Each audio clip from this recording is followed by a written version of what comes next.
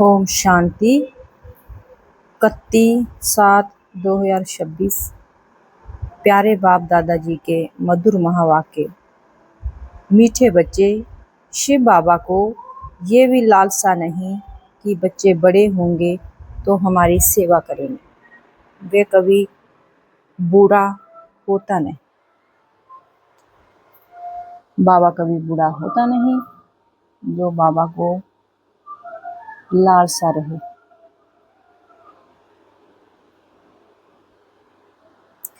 बाप ही है निष्काम सेवादारी। वो ऐसा बाप है जो सबकी निष्काम सेवा करते हैं, किसी से कोई इच्छा नहीं, उम्मीद नहीं रखते। प्रश्न है, भोलानाथ शिव बाबा हम सब बच्चों का बहुत बड़ा ग्राहक है, कैसे? शिव बाबा जो है हम सबका बहुत बड़ा ग्राहक है, कैसे? बाबा क्या हमसे लेने आया है? उत्तर है, बाबा कहते मैं इतना भोला ग्राहक हूँ जो तुम्हारी सब पुरानी चीजें खरीद कर लेता और उसके रिटर्न में सब नई नई चीजें देता हूँ। तुम कहते हो बाबा ये तन मन धन सब आपका है, तो उसकी एवज में तुम्हें ब्यूटीफुल तन मिल जाता, अपार धन मिल जाता। बाबा कहते मैं तुम्हारे से वो चीजें लेने आया हूँ जो आज तुम्हें वो चीजें दुख दे रही हैं। वो चीजें मैंने आपको नहीं दी थी, वो आपने इस दुनिया से अपने आप ही इकट्ठी की हैं। तो अब वो चीजें तुम्हें दुख दे रही हैं, तो वो सब चीजें मैं तुमसे लेने आया हूँ। उसके बदले में मैं तुम्हें सब कुछ देता हूँ।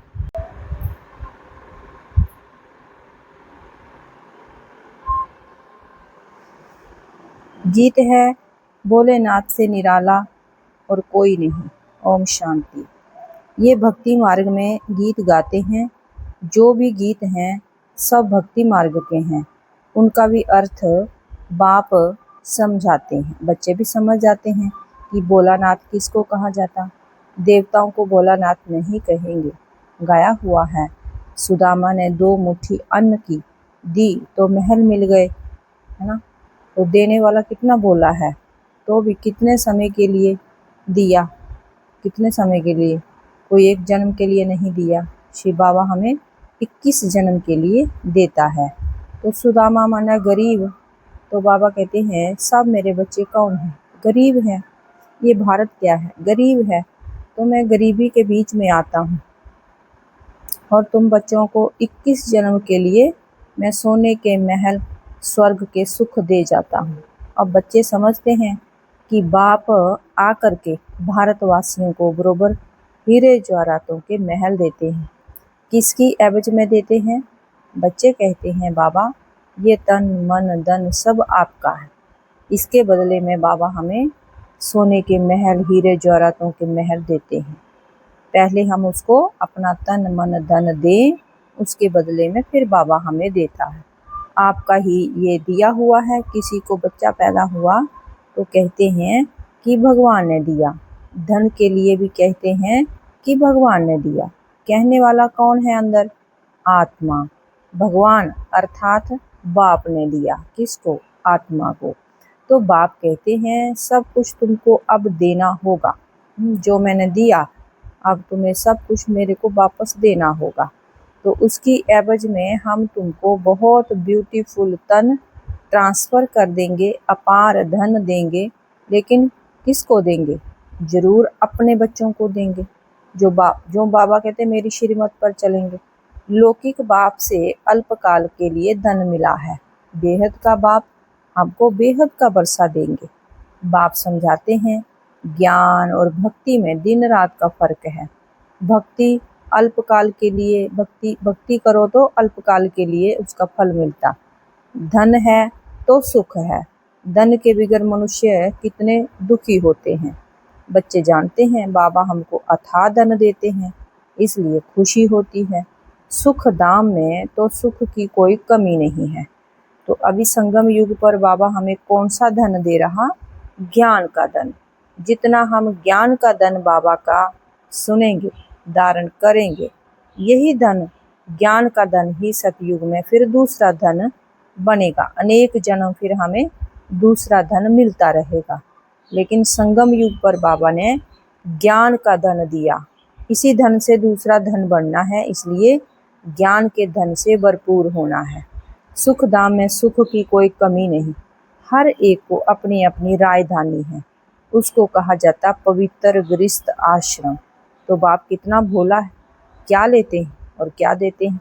कितना अच्छा ग्राहक है बाप। जो भी बच्चों का तो बाप ग्राहक ही है, होता है। बच्चा पैदा हुआ, सारी मिल्कियत उनकी, वे होते हैं हद के ग्राहक। और ये है बेहद का भोलानाथ बाबा, बेहद का ग्राहक, बेहद के बच्चों का। बाप कहते हैं मैं परम धाम से आया हूँ, पुराना सब कुछ तुमको देकर, पुराना सब कुछ तुमसे लेकर।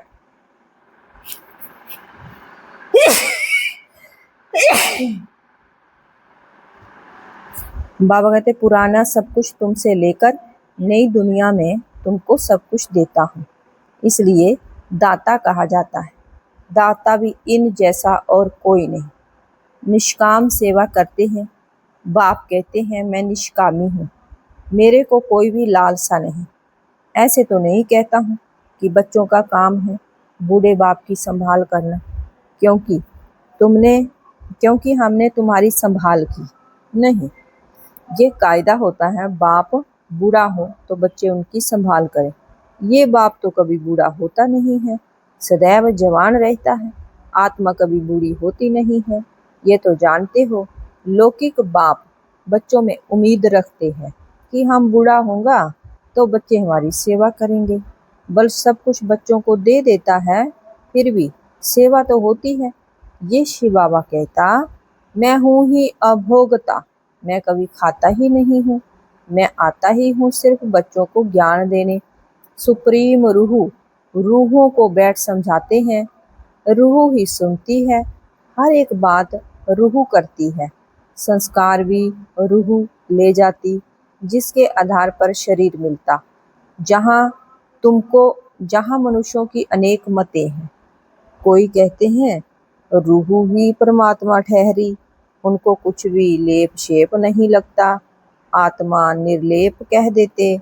अगर आत्मा निर्लेप होती तो शिव बाबा कहते फिर क्यों कहते पाप आत्मा पुण्य आत्मा। अगर आत्मा सदा एक जैसी रहती है फिर पाप आत्मा क्यों नाम पड़ता। अगर आत्मा निर्लेप है तो फिर कहा जाए कि पाप शरीर पुण्य शरीर, माना जो भी पाप पुण्य हम कर रहे हैं फिर उसका लेप शरीर को लग रहा है तो फिर शरीर का नाम आना चाहिए। लेकिन आत्मा का ही नाम आता है, क्योंकि आत्मा के ऊपर लेप चढ़ता है। अभी तुम जानते हो कि सभी आत्माओं का रूहानी बाप हम रूहों को पढ़ा रहे हैं इस शरीर द्वारा। आत्मा को बुलाते भी है ना, कहते हैं हमारे बाप की आत्मा आई है, टेस्ट ली। आत्मा ही टेस्ट लेती है, बाप तो ऐसे नहीं कहेगा, वो तो अभोक्ता है। ब्राह्मणों को खिलाते हैं, आत्मा आती है, कहाँ तो विराजमान होती होगी। ब्राह्मणों आदि को खिलाना भारत में कॉमन बात है।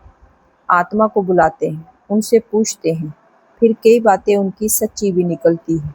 ये पित्तर आदि खिलाना ये भी ड्रामा में नूंद है, इसमें कोई बंडर नहीं खाना चाहिए। बाप नट शेल में ड्रामा के राज को बताते हैं। डिटेल तो इतनी ड्रामा की समझानी दे नहीं सकते, डिटेल तो इतनी ड्रामा की समझानी दे नहीं सकते। एक एक की समझानी में वर्ष लग जाएं। तुम बच्चों को बड़ी सहज शिक्षा मिलती है। गाते भी हैं हे पतित पावन आओ, आकर हमको पावन बनाओ। उनका नाम ही है पतित पावन। ब्रह्मा विष्णु शंकर को पतित पावन नहीं कह सकते, बाप को ही पतित पावन लिबरेटर कहते हैं। दुख हरता सुख करता भी उनको ही कहा जाता है। वे है निराकार। शिव के मंदिर में जाकर देखो, वहाँ लिंग रखा है। जरूर चैतन्य था तब तो पूजा करते हैं। ये देवता भी कभी चैतन्य थे, तब तो उन्हों की महिमा है। नेहरू चैतन्य में था तब तो उनका फोटो निकाल महिमा करते हैं। कोई अच्छा काम करके जाते हैं तो उनका जड़ चित्र बनाए महिमा करते हैं। पवित्र की ही पूजा करते हैं। कोई भी मनुष्य की पूजा नहीं कर सकते। विकार से पैदा होते हैं ना, तो उनकी पूजा नहीं हो सकती। पूजा देवताओं की होती है जो सदैव पवित्र होते हैं। तुम जानते हो बाप आया था, फिर अब संगम पर आया है स्वर्ग की स्थापना करने। फिर द्वापर से रावण राज्य शुरू होगा। रावण राज्य शुरू होने से जट शिव का मंदिर बनाते हैं। अभी तो चैतन्य में नॉलेज सुना रहे हैं। वे सत्य है, चैतन्य है, उनकी ही महिमा गाते हैं। निराकार को शरीर तो चाहिए ना, तो बाप ही आकर विश्व को हेवन बनाते हैं। उस हेवन में राज्य करने के लिए तुम पुरुषार्थ कर रहे हो। स्वर्गवासी तुम बन रहे हो। निराकार परमपिता परमात्मा ज्ञान का सागर है, परंतु सुनाए कैसे? कहते हैं मैं इस शरीर में आया हूँ। मेरा ड्रामा में ये पार्ट है।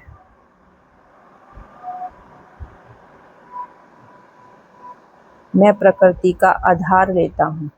ये जो पहले नंबर का है, इनके ही बहुत जन्मों के अंत में मैं आकर प्रवेश करता हूँ और इनका नाम ब्रह्मा रखता हूँ। पहले ये सब भट्ठी में थे तो बहुतों को नाम दिए थे, परंतु बहुतों ने फिर छोड़ दिए। इसलिए